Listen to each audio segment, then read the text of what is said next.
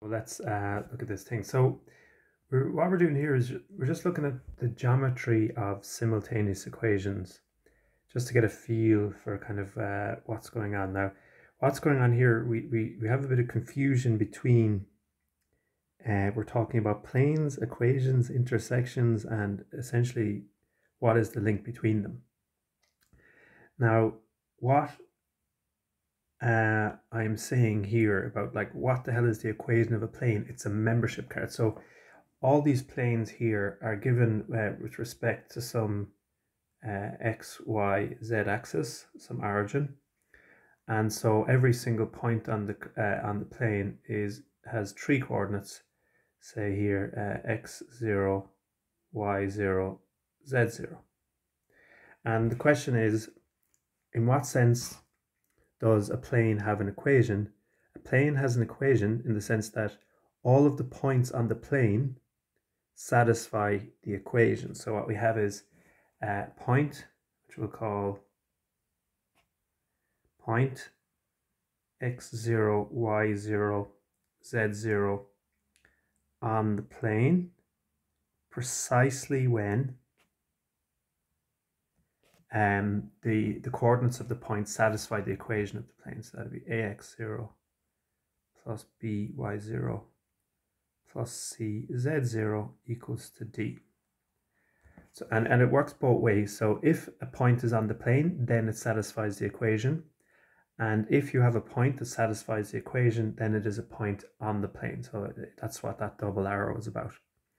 So if you're finding the intersection of planes, say for example, up here, the intersection of say two planes is a point that's on both planes. So this point here is on all three planes. So it's on the first plane, it's on the second plane, it's on the third plane. And if it's on plane 1, it satisfies the equation of plane 1. If it's on plane 2, it satisfies the equation of plane 2. And if it's on plane 3, it satisfies the equation of plane 3. And therefore, if it's in the intersection, it satisfies all of the equations at the same time simultaneously. So that's what was missing in the in-class lecture. So hence, to find the intersection of three planes, we find points that are on all three surfaces that satisfy their equations at the same time.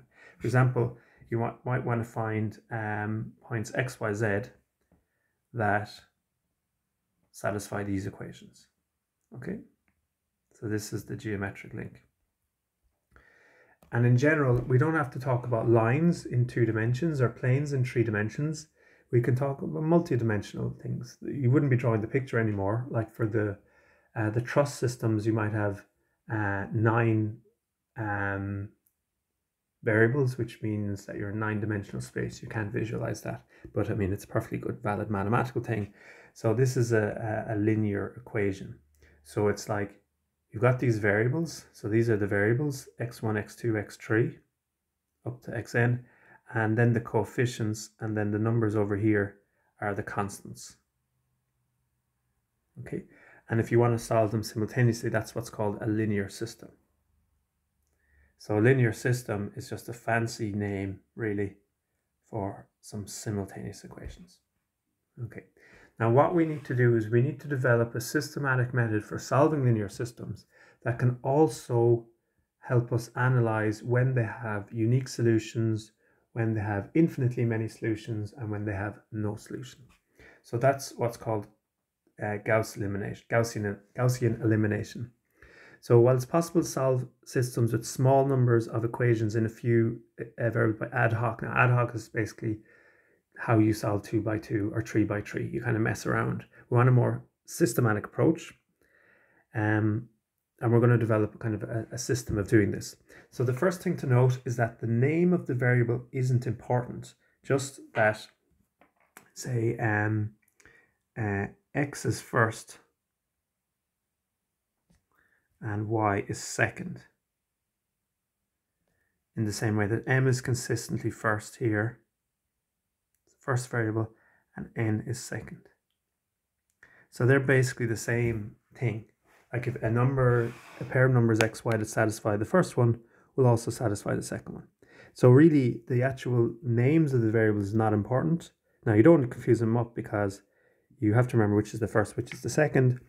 But what you can do is you can just say, forget about all the variables names and just talk about first variable, second variable, third variable, fourth variable here. So this column here corresponds to the first variable x1. This column here corresponds to the second variable x2. And this column here corresponds to the third variable x3. And finally x4. And what this row means, it means this equation here. So this is just a translation of it. So this is what what's the coefficient of x1 is 1. Coefficient of x2 is 2. Now look at the minus 6, because really, like say if you're talking about 2x2 minus 6x3 is really 2x1 plus minus 6x3. So if you have a minus there, the coefficient is minus 6. The multiple of x4 is minus 1, and then equal to the constants here, and do that the whole way. So this is just a very compact way of representing a linear system. This is called the augmented form of the linear system. Similarly, if you have an augmented form, you can correspond it to equations. Now the only thing is, maybe, for example, these were A, B, C, D, and you lose that information, but you still have like the first variable, the second variable, the third variable, the fourth variable. So you don't actually lose anything. Okay. So what we want to do is we want to write our kind of big messy thing here in a nice compact form here, and then do things to these rows that basically we end up with a different linear system that has the same solutions, but it's easier to see the solutions. Okay. So I want to transform a given system into one which is easier to solve. So there's 3 things that we can do to a linear system that don't change the solution, but possibly make it easier to see. So the first thing you can do is you can swap equations. So if you have this linear system, if you write it the other way around, I've just written the top equation on the bottom, they have the same solution. So swapping equations doesn't change the solution. That means you can swap rows, because swapping equations in the equation picture is the same as swapping rows in the augmented picture. You can also multiply both sides of an equation by a constant. This won't change the solution. So for example, if I multiply the first equation by 1/3, so that this equation here, multiply this by 1/3, this actually won't change the solution, because what you're doing is you're doing the same thing to both sides. Now there's a little bit of, I could kind of go down a bit of a rabbit hole there, but I don't need to. If you have 2 things are equal, what was it? 3x minus 12y equal to 6. So these 2 things, 3x minus 12y and 6, are the same thing. So if you multiply them both by 1/3, they will still be the same thing. Now they'll be different, but equal. So it's like this is equal to 6, this thing on the left hand side, divided by 3, it'll now be equal to 2. Now multiplying by 1/3 is the same as dividing by 3. What that means is, if you're allowed to multiply both sides, you can also divide both sides. The other thing you can do is you can add, and of course, what does this correspond to? It corresponds to multiplying rows by constants.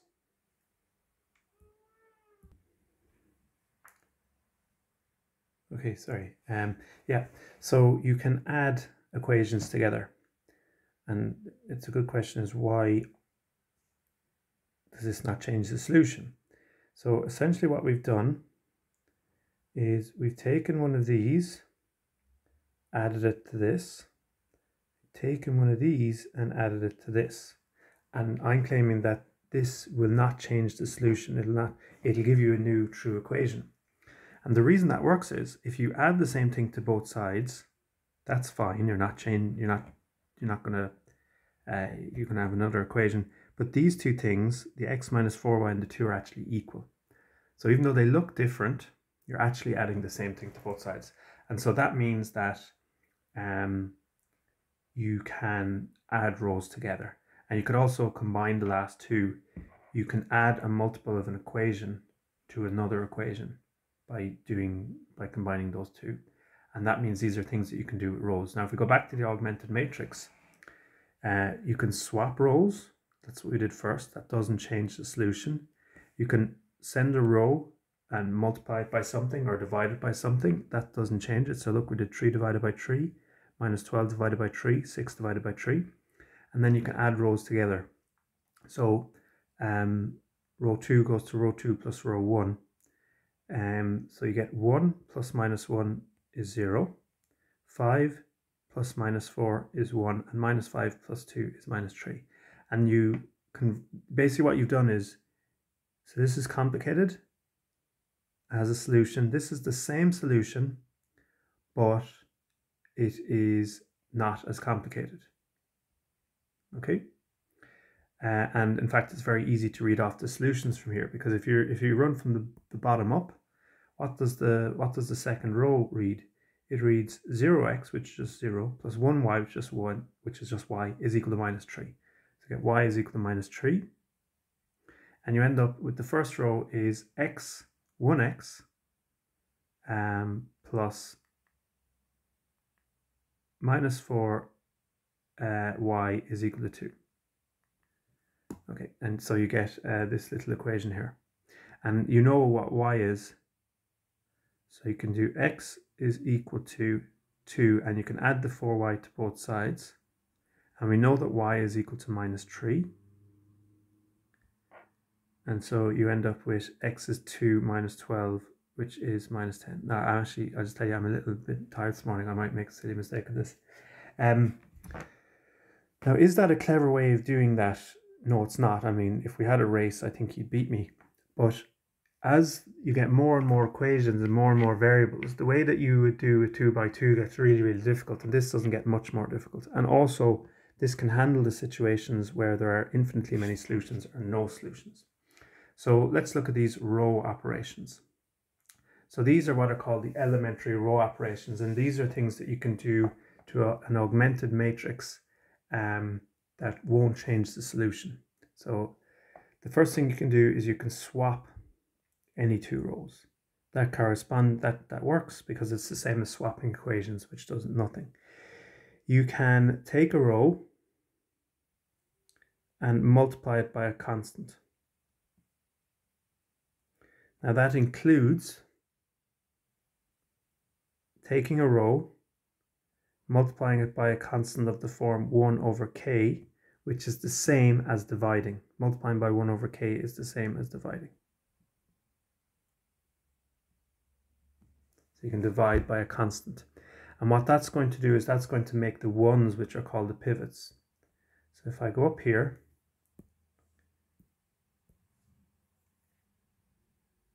that didn't work.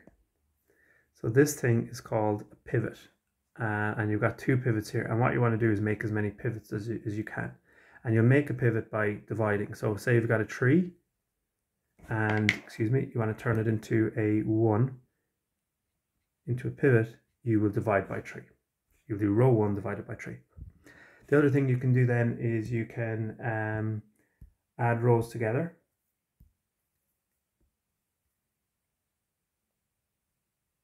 So take a row and send it to itself plus another row, and you can combine the last two. And remember the numbers you can multiply, they don't have to be positive, they can be negative as well.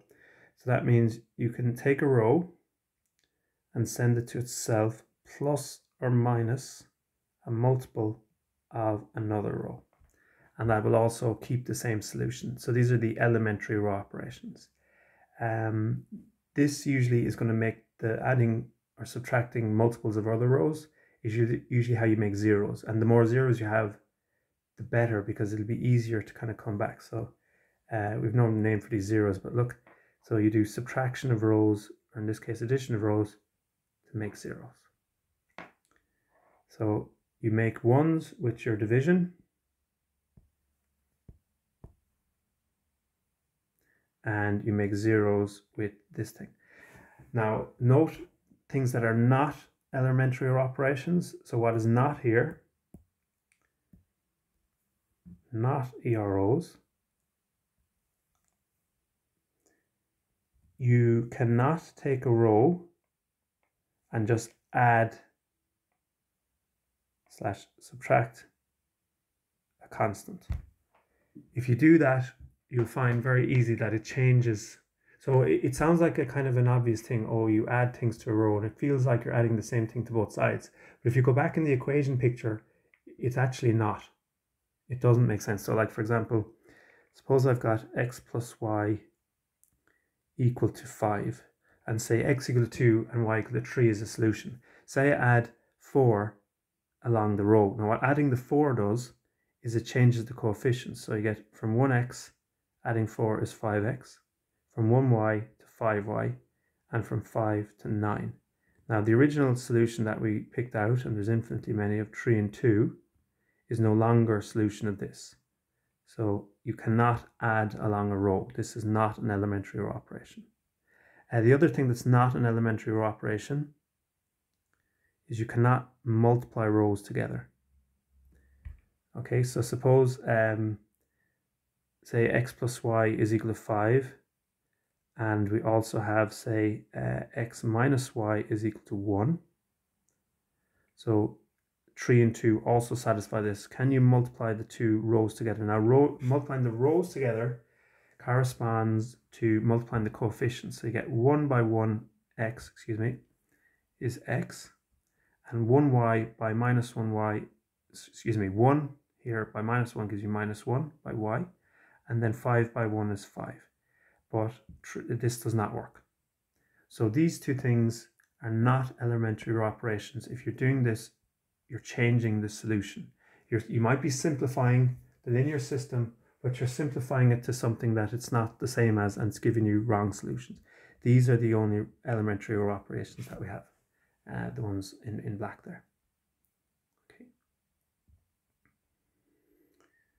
Okay, so we'll do a little example of this. So first of all, now as I said, let's be clear, you wouldn't do this in the real world with 2 by 2s. It would be kind of 3 by 3 and bigger, or scenarios where there's no solution or infinitely many solutions. So first thing, write things in augmented form. So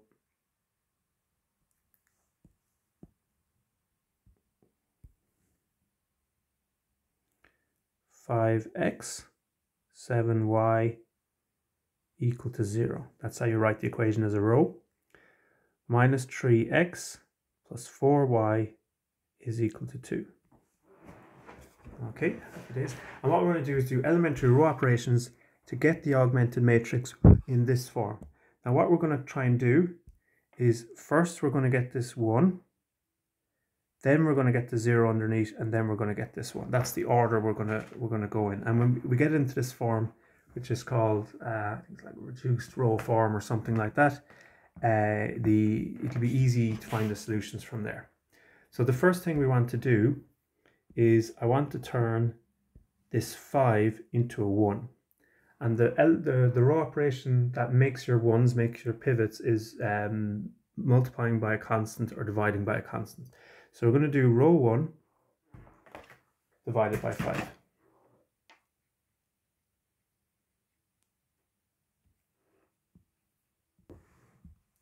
Okay, so let's do that now. So we come over here. Actually, I don't know. I don't normally put any arrows here. So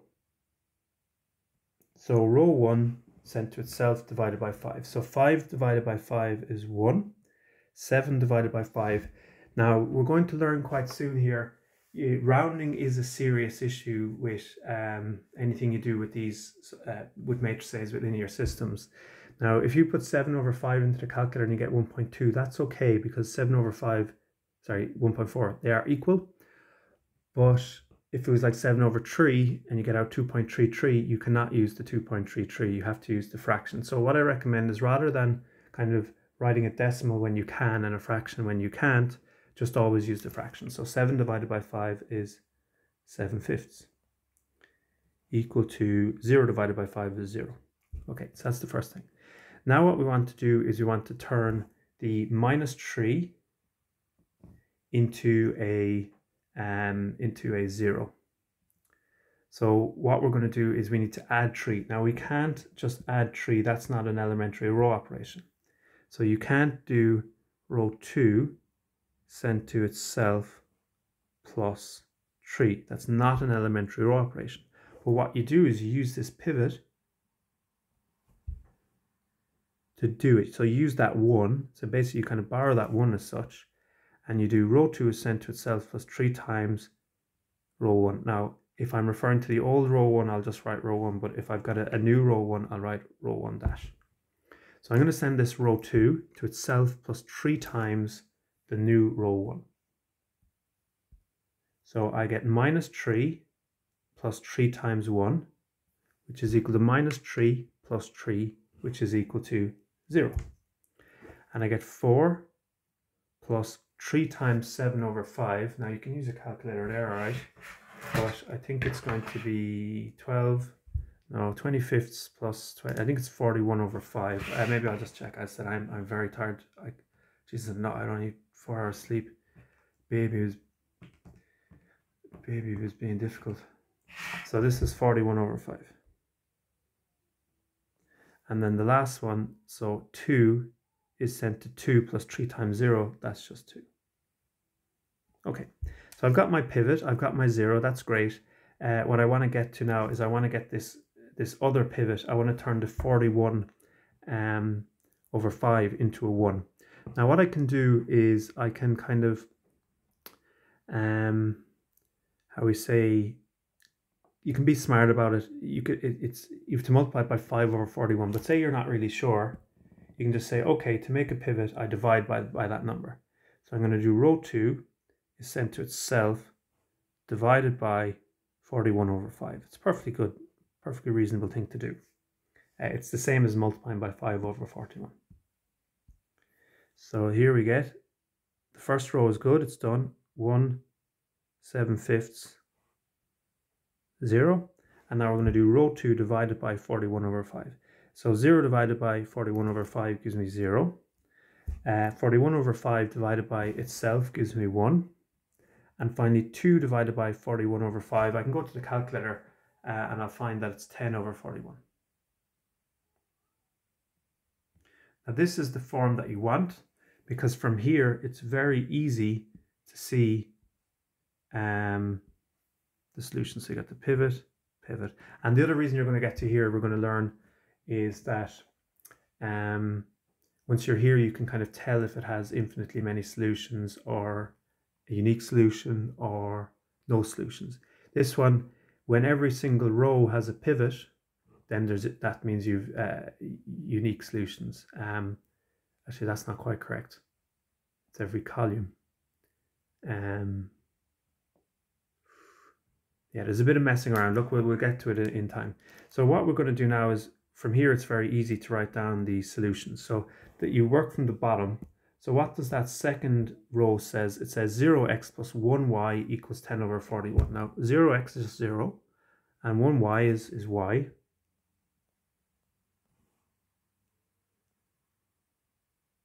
Bingo, bango. And then what we'll do with the second, we'll take our time with the second one, which is the first equation. It says 1x, which is just x, plus 7/5 y is equal to 0. Now it's kind of up to you what you do here. So in my head, I kind of do the taking away the 7/5 y from both sides when I actually write down this equation, but we'll let you get up to your own speed with it.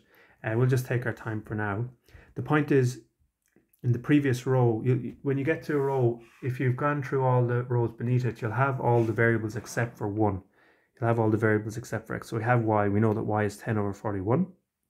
Let's get that x plus 7/5, 10 over 41 is equal to 0. We can bang that yoke into the calculator. It'll give us 14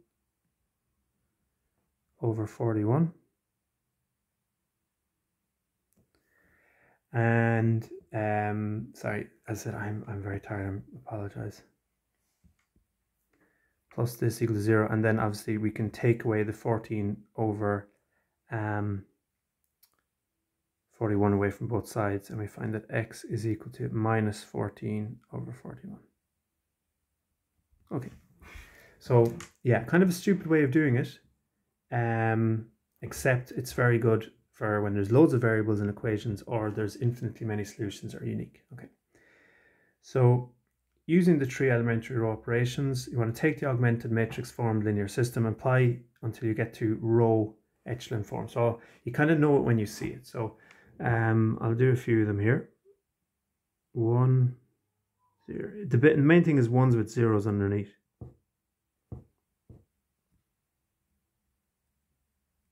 So these kind of stars are, these can be anything. That's in the right form.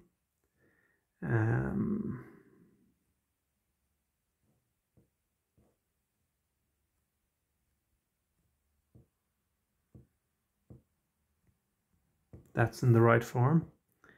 We could have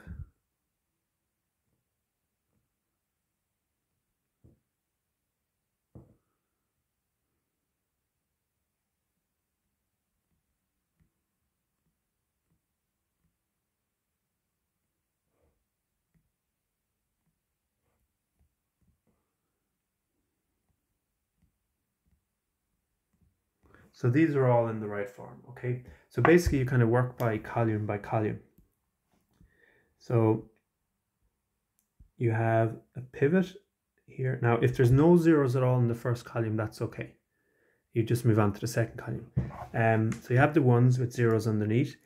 Now you go down now to the second column. Now the first kind of row as such is spoken for, and now you just have zeros in the second column, so there's no pivot there. That's fine. You just move on to the next one.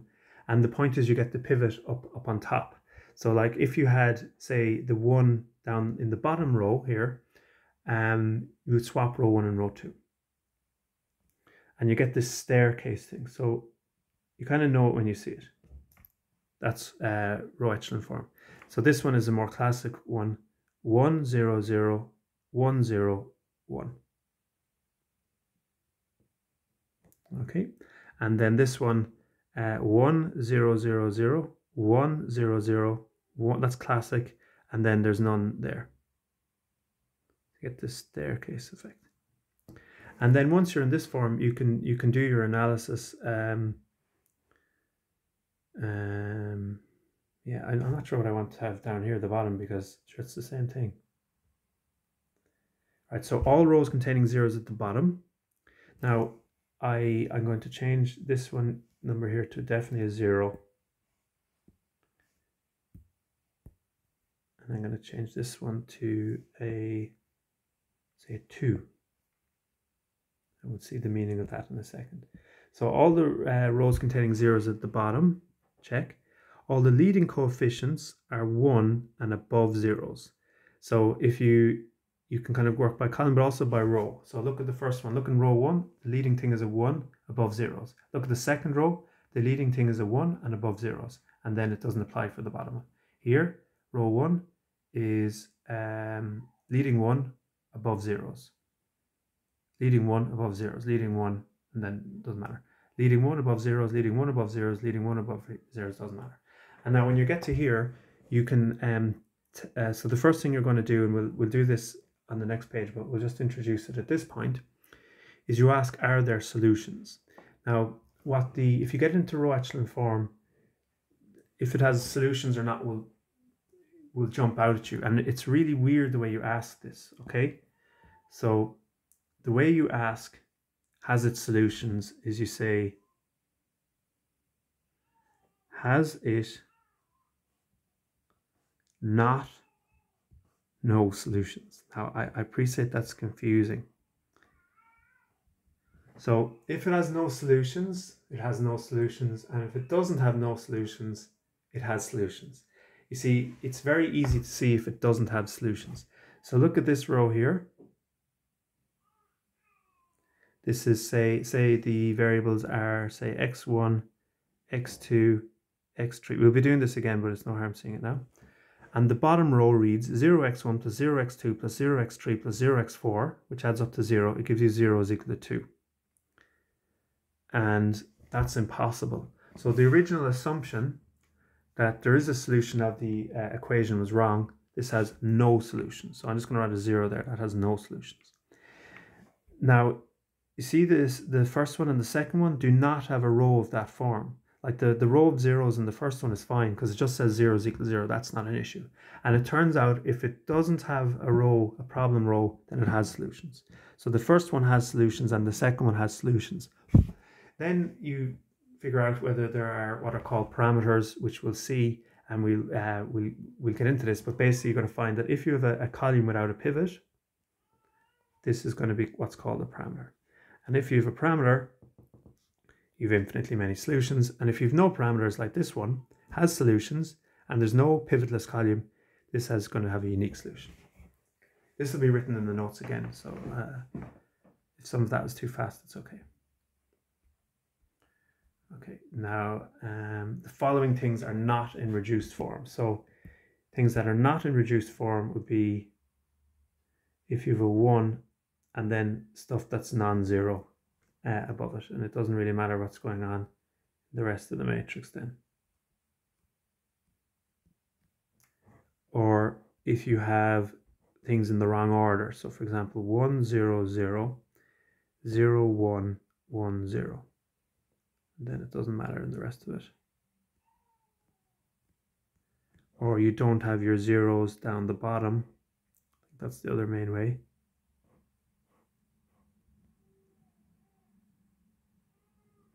So these stars can be anything. So these are not in reduced form. So the issue with the first one is, see the pivot, it should be above 0. So this is an issue. In this one, this is in the wrong place. It should be up there. And this one, the issue is the zeros should be on the bottom. Now it's no problem to fix all these. Like this one, you just have to do, at least anyway, row 2. I'll just write down what you do. You just do take away row 1. That will turn that into a 0 at least. This one, you just have to swap row 2 and row 3. And this one, you have to do a bit of swapping, but basically what you do is you put row 1 down to row 3 underneath. Now that's not strictly swapping, but I mean, it's a bit messy. You can do row 1 to swap row 1 and row 2, and then swap row 2 and row 3 is the same thing. Okay, so they had a little bit more to do. Right, yeah, good.